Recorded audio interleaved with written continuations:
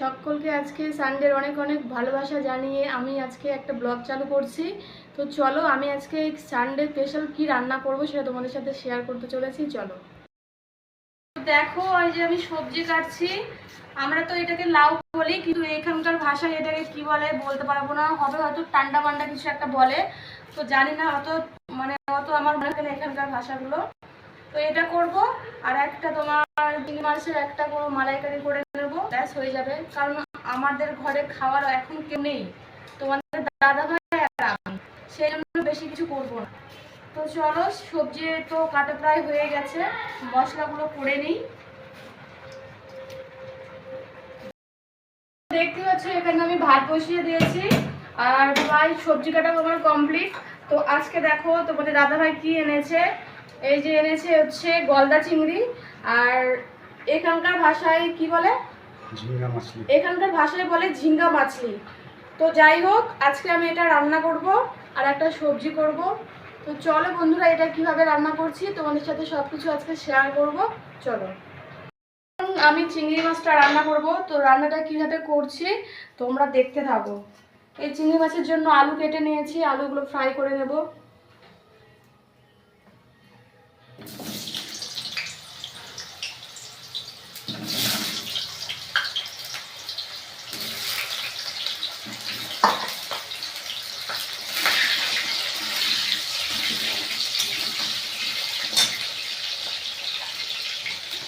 তো আলু ভাজার সময় হালকা একটু হলুদ দিলে পরে কালারটা সুন্দর লাগে দেখতে, অল্প করে একটু হলুদ দিয়ে দিলাম।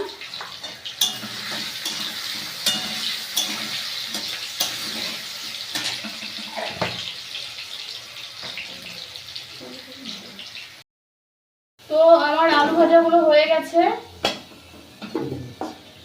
এখন আমি হালকা করে পেঁয়াজ কেটে রেখেছি, তো পেঁয়াজগুলো ভেজে নেবো।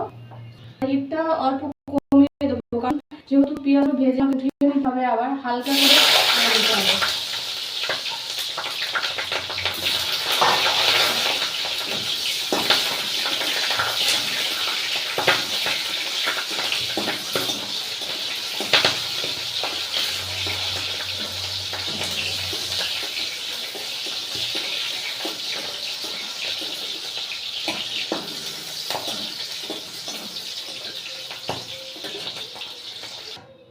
এখন আমি মাছগুলো ভেজে নিচ্ছি, এই যে দেখো।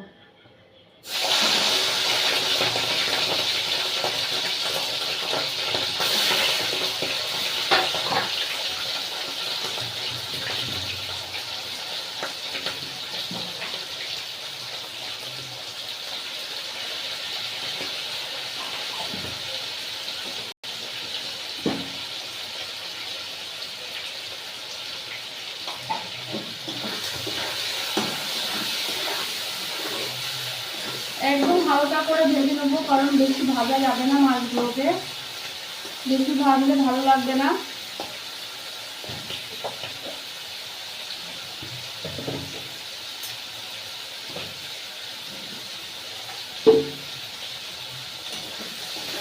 আর দেখো, এই যে আমি রেখেছি এখানে মাছের মাথাগুলো।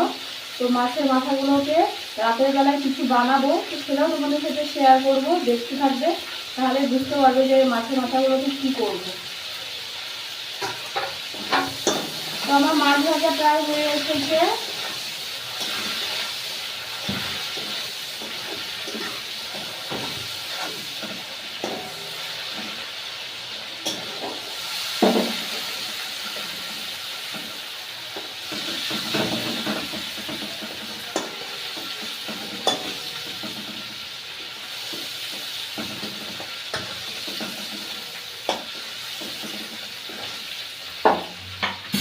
তো এই তেলটার মধ্যে এখন সম্ভরা করে দেবো, কারণ অনেকটা তেল বেঁচে গেছে।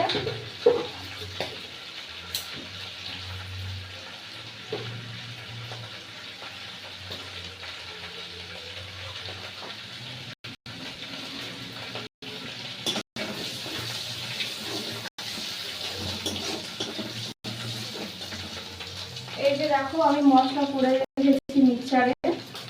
এখন আমি মেপে দিয়ে এটা দিয়ে হালকা নেড়ে ছেড়ে আস্তে আস্তে সব মশলাগুলো দিয়ে দেবো।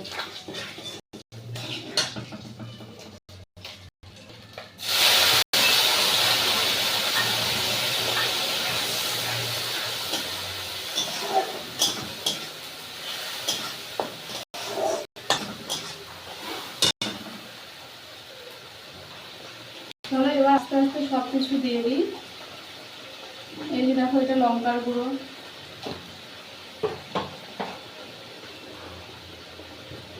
হালকা করে লবণ দিব, লবণ, হলুদ গুঁড়ো,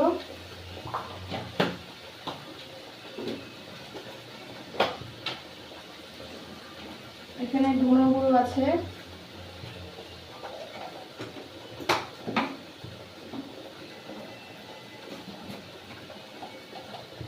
অল্প করে জিরে গুঁড়ো দিচ্ছি, কারণ ধনে গুঁড়ো দিয়েছি যেহেতু সেই জন্য।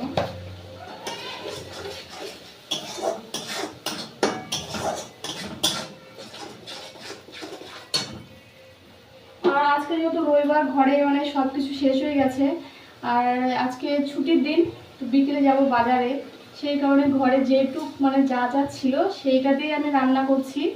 মানে অনেক কিছু নেই ধরতে গেলে, তো যা আছে তা দিয়ে রান্না করতে হবে। বিকেলে গিয়ে সব কিছু আবার বাজার করতে হবে আমাদেরকে, কারণ কালকে থেকে আবার তো ডিউটি চালু হয়ে যাবে, সেই জন্য আজকে আমাদেরকে সব সেরে নিতে হবে। তো এখন আস্তে আস্তে আমি এটাকে কষাবো, কষিয়ে তারপর আলুগুলো দিয়ে আবার কষাতে হবে, কারণ আলুগুলো তো সিদ্ধ করতে হবে, আলুগুলো না তো সিদ্ধ হবে না। তো চলো আস্তে আস্তে আমি সেটা কষিয়ে নিই।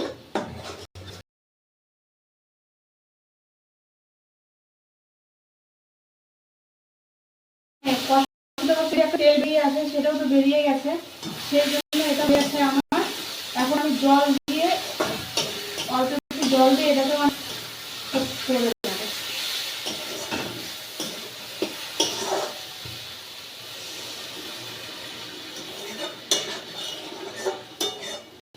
এখন মাছগুলো ছেড়ে দিই। তা আলুগুলো প্রায় সিদ্ধ হয়েছে, তাও অল্প একটু সিদ্ধ হবে, সেই জন্য একটু বেশি করে জলটাও দিয়ে দিলাম। জানি না কেমন হবে। আর এই যে পেঁয়াজগুলো যখন দেখালাম যে হালকা করে ভেজেছি, এগুলো এখন দিয়ে দেবো ফুটে।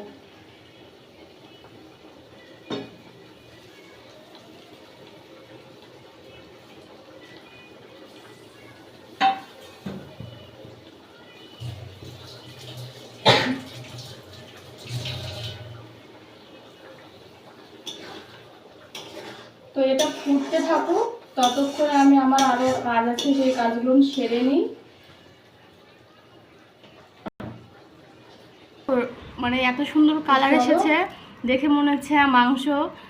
তো যাই হোক, চলো দাদাভাইকে খেতে দিয়ে দিই, অনেকটা দেরি হয়ে গেছে। তো চলো তাড়াতাড়ি করে খাওয়া দাওয়াটা সেরে নিই, কারণ বললাম তোমাদেরকে আগে আজকে রবিবার, বাজার যেতে হবে।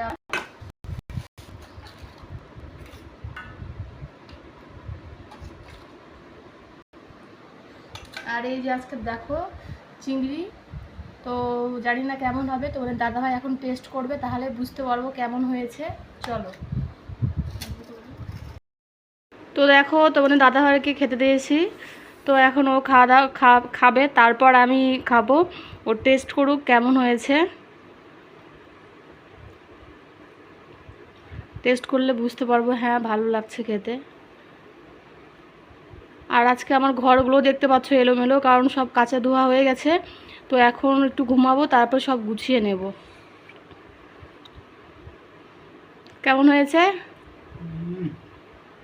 ফাটাফাটি, খুব সুন্দর হয়েছে, একদম চিকেন ফেল। তো ঠিক আছে, তো শুনে নিলে কেমন হয়েছে, বলছে ভালো হয়েছে। তো চলো এবার আমি মানে খাওয়াটা স্টার্ট করি, কারণ অনেক কাজ বাকি আছে এখনও। ছিলাম আর বাজার করা কমপ্লিট, প্রায় এক সপ্তাহের বাজার চলে এসেছে। এখন আর বাজার টাজার করার কোনো প্রয়োজন হবে না, কারণ এখন দুজনেরই কালকে থেকে ডিউটি শুরু হয়ে যাবে, সেই কারণে দরকার নেই। দেখো কী কী বাজার করেছি। এই যে টমেটো এনেছি, এগুলো হলো এখানকার মানে দিল্লির এখানে শসা, এগুলো দেখো এরকম পাওয়া যায়। আর এই যে লঙ্কা, রসুন, এখানে আছে ভেন্ডি আর করলা, আর এখানে আছে পেঁয়াজ, আর এই যে আলু। এখানে একটা সমস্যা, মানে এখানকার একটা জিনিস খুব ভালো, যে এখানে তুমি আলুটা তোমাকে মানে একবারে নিতে হয় 100 টাকা নয়তো 50 টাকা। তো আমি 50 টাকার আলু নিলে আমার অনেকদিন চলে যাবে। আর এখানে আছে 50 টাকার পেঁয়াজ, কারণ আমাদের বাঙালে অল্প কিছুতে মানে 10-20 টাকার হয়ে যায়, এখানে সেটা হয় না, এখানে তোমাকে মানে একবারে নিতে হয়। তো যাই হোক চলো আজকের মতন আমি ব্লগটা এখানে শেষ করছি। আর সবাই ভালো থেকো, গুড নাইট। আর আমার ভিডিও যদি তোমাদের ভালো লাগে অবশ্যই সাবস্ক্রাইব করবে আর শেয়ার করবে।